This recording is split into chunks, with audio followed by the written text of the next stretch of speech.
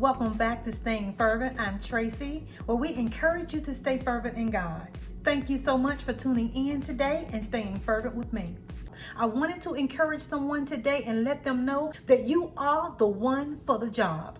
God told Jeremiah that before he was born, that he had formed him in the belly. He told Jeremiah that he would go forth and minister his word and be a prophet to the nations. Jeremiah said, I can't do that. I'm too young.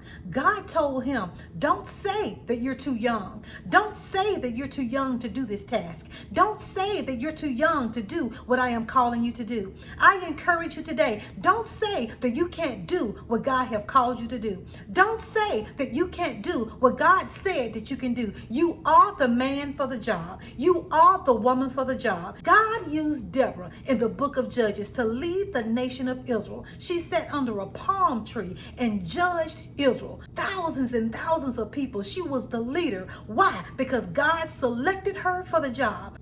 God does not choose the way man chooses. His word says that man looks on the outer appearance, but God, he looks at the heart. He looks deep down on the inside. That's how David was chosen. David was chosen to be the king of Israel. He was chosen as a young shepherd boy because of what he did in the field. He worshiped God. He honored God. God looked at his heart. He didn't look at his stature. He told the prophet Samuel, he said, don't look at the stature of David's other brothers as to why they're not being chosen. They were huge and masculine, and they were already in Saul's army. Samuel asked David's dad, do you have another son? He said, yes, I have a son out in the field. He's tending his sheep.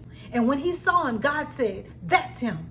God does not look on the outward appearance. God looks at the heart. He's looking at your heart. He's looking at my heart. And when he makes decisions about us, he makes them according to the heart, because God doesn't choose the way man chooses. So don't say that you're not the woman or man for the job. Don't worry about the naysayers. Don't worry about the negativity. Don't worry about the noise. Just step out and be obedient. Just step out and do what he said. God have anointed you from the womb. God have appointed you from the womb. God have called you for such a time as this. And God have called us all out of darkness into his marvelous light to speak forth his word, to intercede for his people, to encourage his people. And God also told Jeremiah to go forth. And when you go forth, don't be afraid of their faces. He said, because I am with you to deliver you.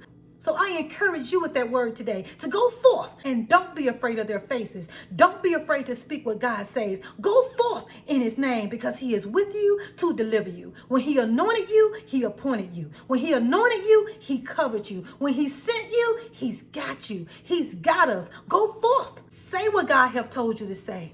Don't let any feeling of inadequacy seek to hold you down and try to keep you in your seat. Arise and shine and give God the glory and let him speak forth his word through you.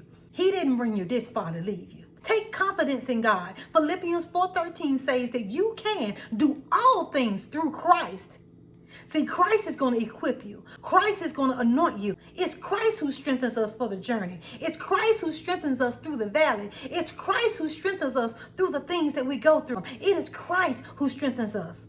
You can do all things, and you can do this.